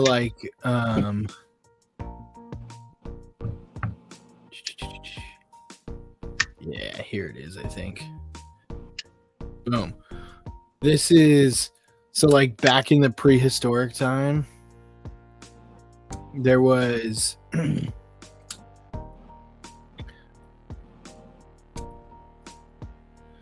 this is like a prehistoric scorpion. And this is the average person. This is how big scorpions were back then. You're gonna need some bigger flops for those. Yeah, that is ridiculous. That middle one, that one that's, human, that one, then the next one. That one looks so fucking evil. That looks like, they're Yeah. still not as bad as spiders, but I just had to kill a spider earlier tonight. good. I got my spider. Do it more often. Here. Less spiders in the world. We don't see that many spiders. That's one thing coming up here, though. It's like now we've got black widows everywhere to worry about. Yeah. I fucking hate those things. They're so fucking fast. Mm-hmm. When I lived in Northern California, they were fucking everywhere. Oh. And as soon as you step through one of their webs, because they're so fucking strong, you can tell just by touch if it's a black widow web. Oh, I fucking hate them. Yeah, Plus, Roman, that's what he was saying. AC vents, like any trees that are attached to the house, they'll, like Cole was saying, they'll live in like palm trees and everything, and then they'll use the trees to branch over to your house, and then they will make their way right through pretty much whatever they can because they're so small and they can make themselves so small. Yeah, scorpions are a no-no to me. Mm-mm. So also the snakes down there were like 3 times the size. Like we've got rattlesnakes here, and I grew up with rattlesnakes. We would go hunt rattlesnakes. I was like, oh, this is great. We went and saw a rattlesnake down there, and it was a Grand Canyon rattlesnake, and it was like 3 times as thick and maybe like an additional 9 to 12 inches longer. And I was like, this thing is huge compared to the rattlesnake. That's just more meat. What? That's just more meat. Yeah, but they're also that much bigger and scarier. Yeah, you just take off the head with the shovel and then you cook the fucker. Yeah. I had to like calibrate myself when we saw snakes. I would be like, okay, it's that much bigger. That means it can jump this much farther. That means I have to be that much faster. I'm just going to let it go. As long as they're not coiled, you should be able to get their head off. But if they're coiled, stay the fuck away and shoot them. I also, I was coming home from work one day, and there was one just out in front on my front porch. As I was walking up, I saw it on the front porch, just like sitting there. Like I'm going back to work. And someone told me that their rattlesnakes don't like water, which I was like, yeah, I kind of know that already. So I had water in my a water bottle. So I started like spraying it at it. He did not like that. And then he knew I did it. So then he started coming after me. So then I just went and sat in my truck for about 5 minutes till I saw him leave. I was like, get out of here, you stupid thing. And then he left, and I was like, you're not getting into my truck. I know that for sure. So then he zipped away, and so I went back in. The only reptile Oh my gosh, that here sucks. are Been bitten little by a brown recluse. Oh. Those are nasty. If you don't I get that don't treated like very those. fast, that can be real bad. Oh yeah. Mm. We have this little Let's talk about snakes again. I like those better. Nathan has snakes. I got some. We had a Nathan big likes ass king snake. I have a video of it somewhere going from a tree next door onto our roof. Just climbing, stringing across, and he was just gonna chill on the roof. And it was a big ass king snake, you know, about that big around. Dang. Yeah, King snakes are good though. They take rattlers out. Yeah, I mean, I would definitely like to own larger snakes, but all the ones that I have there, they stay relatively small. So, We used to have a Colombian red-tailed I boa. love this pyrite. oh man, His name was Officer Bill. Officer Bill, how'd you come up with that? I don't remember. I was like 18, something like that. Nathan, how did you like your pyrite? I love my pyrite. I got the blacked out version of the Warney pyrite. I handled 2 different pyrites. I'm actually gonna be picking up that super like lightweight one that's coming out soon. I think it's actually really appropriate. So I had also gotten the aficionado one, and I wasn't too happy with it, just because I felt like what it cost, things just didn't feel right to me. Yeah. Like they missed the mark on some things. I love the shape. I love the idea of it, but the execution at a certain price point, I think that the pyrite belongs in the budget category. I agree. The execution of the premium one, I just didn't feel like I got my money's worth, and that's just me personally. I really like Love the shape. I love the deployment. I love how it looks. I like the idea of it. It was really fun and fidgety, very clicky. I got to annoy a good bit of people with it. I want to check out one of the large ones. Yeah, Did they do the large ones in the Warney and with the hole? Yeah. No. Wait, do they? I believe they have a large one with the hole. Because that's what I want. I want a large one with the hole. That sounds like a dating profile. I want a large one with the hole. But and especially the Warney, if they have it, is like I like the original pyrite. I have one of those, the all steel, yeah. and it feels good for what it is. Yeah, I really like that part of it, but the one that I customized. like the deployment. Oh, sorry, go ahead. So I had an all steel one that I customized and sent to Tri-State. It was a nice knife. A lot of people were kind of going back and forth between the Echo and the Pyrite, but I think the Pyrite looks a little bit more aggressive with the blade. I just think it looks a little nicer, but I would prefer if it might have been a little bit bigger. I haven't handled the Echo, but I kind of like the look of that one better. I was thinking about getting one, but I decided to, change my collection standards a bit, and not go for like every little thing that I think is going to be cool. I was wrong. Try They do and not save have the for large. stuff that I like more. They do not have the large in the Warney. They did make like a premium Warney with 20 CV and copper handles and stuff. That's what I was thinking of, but it's not a large one. Yeah. I will say the Bowie knife one is really cool. I really like that one. I do like that one. I want to check that out. Yeah, That's because it just looks like nothing else. yeah. It's really cool too. Like I think it did justice to a Bowie knife. I think it looks really cool. I would just never use it.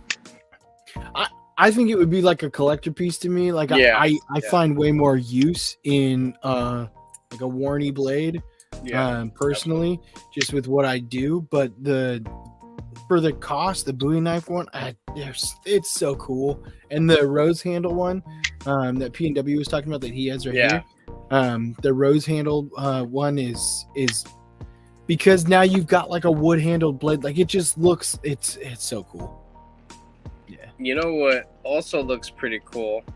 They have a copper Warney pyrite. That one's gonna in 20 CV.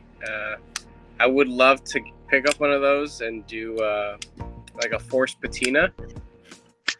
When I was really big into like vaping and things like that, copper like tube mods were they were a popular thing, and people that did customization, they did forced patinas on them. So I know the concept to get really bright blues. Mm-hmm. And I thought it'd be a pretty cool little shipwreck color. But I figured, you know what? I have a feeling I'm gonna see one of those copper ones on Blade Binge for a couple bucks off. I'll wait around for that. They're that's the one that I was looking at, and on Artisan's website, they are $130 right now, $140. Yeah. They're not that bad, not bad at all. But I have a feeling that maybe in another month or so after they drop, I could probably find one for maybe like 110, maybe 120. Mm-hmm. So maybe under. I don't know. I mean, some people don't care to touch up copper once it's already all grimy looking, and I'm okay with buying it used and all, patinaed, because you soak it in ketchup and it just wipes right off. Ketchup? Yeah, dude, I was a weird. Unless it's been sealed, because some people patina them and seal it. That's true. But when I was a kid, I used to polish my copper pennies with not polish, but I would remove the natural patina with ketchup, and it worked. You should be able to just use vinegar, right? I was gonna say I usually dip them in like a thing of vinegar. You can put a little thing and then drop them in the vinegar and let them sit for like 10 minutes. Then you can pull them out and they're super shiny. Yeah, that was weird. Because I think vinegar is what does it in ketchup. Probably makes sense. It's the acidity of something or the other. I just thought it was a cool little trick. I was like, oh, look, we have a bunch of ketchup-covered pennies and now they're shiny. So that is actually a cool, pretty cool trick. Cool. I have a question. Weird stuff when I was little. What were you gonna say, Cole? We were talking earlier about getting objective advice on designs, right? The one that I did the most recently, I had kind of mixed results asking people on the handle. Mm-hmm. I'm curious to know what Nathan would think of the handle. Of what? What's going on? The most recent design that Cole's put out there.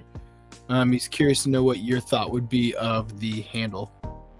Would you be able to pull that up? I can't do it myself. Yeah. I've probably seen it. I just can't remember right now. I don't think you've seen it. No? Okay. Like, because I've had mixed opinions about the handle and one specific part of it. I'm curious to see if he brings up that specific part. I thought I heard you say something about a paisano, so I got kind of sidetracked in my mind. You're not talking about the pry bar that you posted today, are you? No. I'm still working on that. Okay.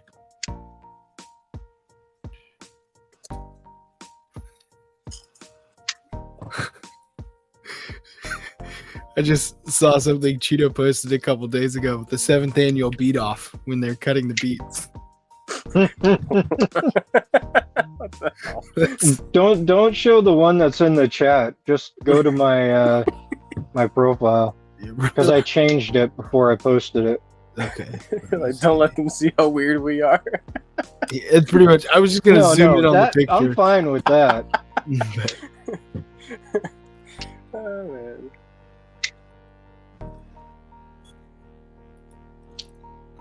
All right.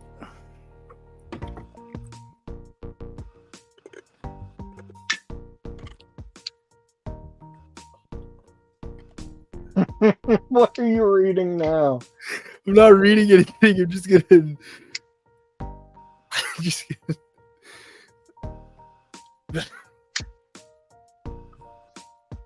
Is someone being a dick in chat again? No. This is completely different. I'm just gonna show it real quick. As I was getting to your chat, this popped up.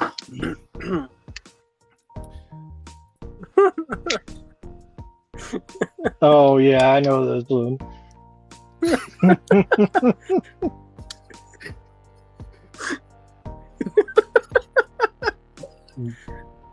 Oh, what the hell?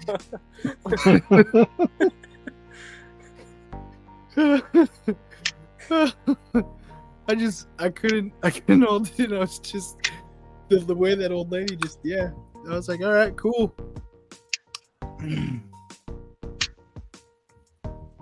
Did something awaken in you? Nope. Are you gonna learn to crochet? I already know how to crochet. That's pretty cool. Just That's not, unexpected. Just not with my mouth. That is very unexpected. It's how he knows how to crochet. Is Can you make me a doily? I'll try. Is it on? It's on Lungbone, right? No. No. My dead sober profile. Dead sober. That's what I was trying to do. I was on your BAZ and I was like, I don't see it. There it is. Duh. All right. Let's share this.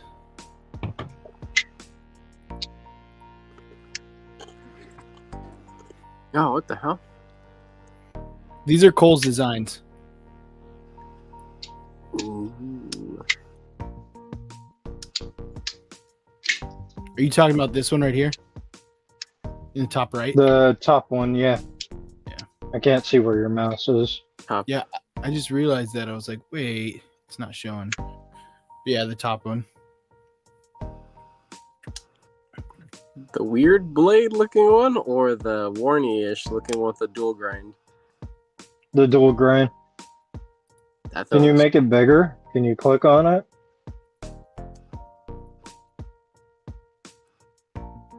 That's a cool looking blade.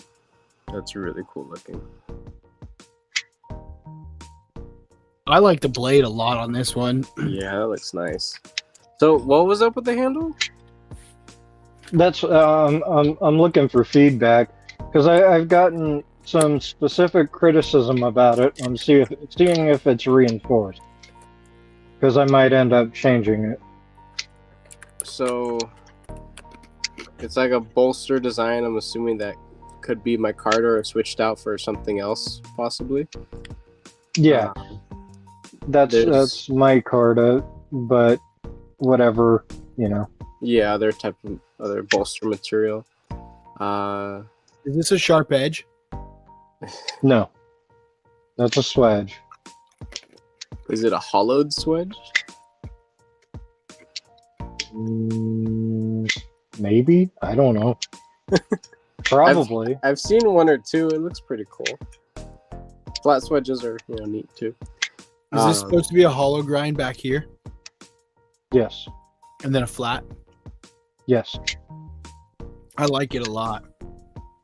I mean, honestly, I can't really pick anything. I mean, it's pretty bulbous down towards the butt of the knife, but it doesn't really look like there's anything that's trapping you into any specific grip.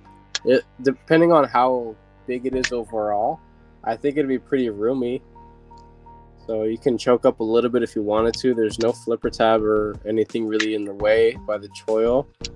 It looks pretty smooth around the bolster, no sharper edges. I actually wanted this one to be like at least 4-inch blade, but realistically, it'll probably be about 3.6 because no one wants to make like 4-inch blades really for licensed stuff. It's hard because there's so many knife laws that restrict selling those knives in areas. So you make a 4-inch blade, you're restricted on where you can sell them. I like it. I think it looks pretty cool. I mean, really, the only thing is the back looks a little bulbous, but if it's maybe slimmed down a little bit, if it's also contoured, possibly it might feel good in the hand. It is supposed to be contoured. It is. Yeah. I think it looks like a really comfortable knife to hold in a couple different positions. So, based off the size range that it could be, brought to the market, I think plenty of people are going to enjoy that. It looks plenty roomy, a couple different grip positions, nothing really trapping you anywhere or getting hung up on anything. Everything looks pretty well rounded. I like it. Cool. I think okay. Well, what were some things that other people were pointing out? The main criticism I got was actually that the front part was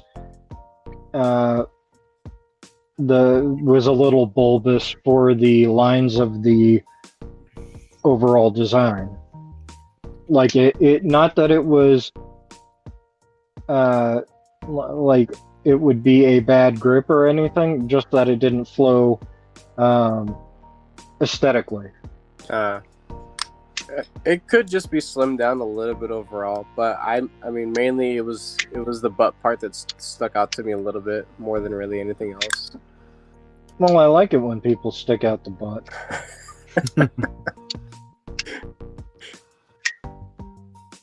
Honestly, it looks like it would be a pretty good fixed blade as well too. I could see that. Can make the handle a bit shorter. I think this is my favorite design. That's pretty wild looking. I like that. I enjoy that one. It's a little weird, but I kind of like it being weird. I wanted it to almost look like a weird screwdriver handle or something. Yeah, it's probably one of my favorite designs on your page there. Like I like that the edge is further down than the rest of the handle. The actual like the blade looks a little broader, even though it's not. It's just the whole thing is just kind of brought down in relation to the handle. Just it looks like you'll have, I guess, like the influencer knuckle clearance while utilizing it in the kitchen, right? So it's that idea, but it looks good. It looks really good open. Yeah, I tend to like when the handles are a little like wonky, like not just straight across. Like I tend to like canted when they're up and bent. Yeah. But I like when you have like a curvature that fits right with your hand like that. It's comfortable, but I don't love just like straight back handles. A lot of knives do just like a straight back handle, but when there's a little bit of a curve to it, I think it just feels and fits so much better in hand. I've been carrying this little dude around. It's straight right there. Something with a little bit more curvature to it. It's like look at the Rango, the way I designed it with that like little notch to like hold and rest in there, because then I think it cups on the inside, so then it comes up and cups right here. Yeah, I like that little hunch and down. It's very slight on this one, but still there. Yeah. Makes it very comfortable for different positions. Yeah. I was looking at that iron fly after last week, and then you showed that over. I was looking at that iron fly. I was like, maybe I should pick one of those up. There's a But- purple G10 one, and I kind of want it. If you pick one up, I kind of want to check it out. What is an iron fly? It's a Kumu's budget like Kunwu. budget brand. I Yeah. was unaware. I like It looks like it Kunwu, has so I'll have to check them out. T8 all T8 body screws. It looks like. Yeah. Love They, the Knives just got one of them in recently. He was showing it off on his Instagram. Oh, I recently ordered something from him. I'll have to check to see when that's coming in. Let's see. This is their knives, and they've got a couple different versions. So this is the Superfly, and then they've got this Zesty here. But The Superfly really reminds me of this The guy MSI? right here. Yeah. that's what a lot of people were saying. People were saying, Not like, that hey, I think it's like a rip or anything. It No. just reminds me of it.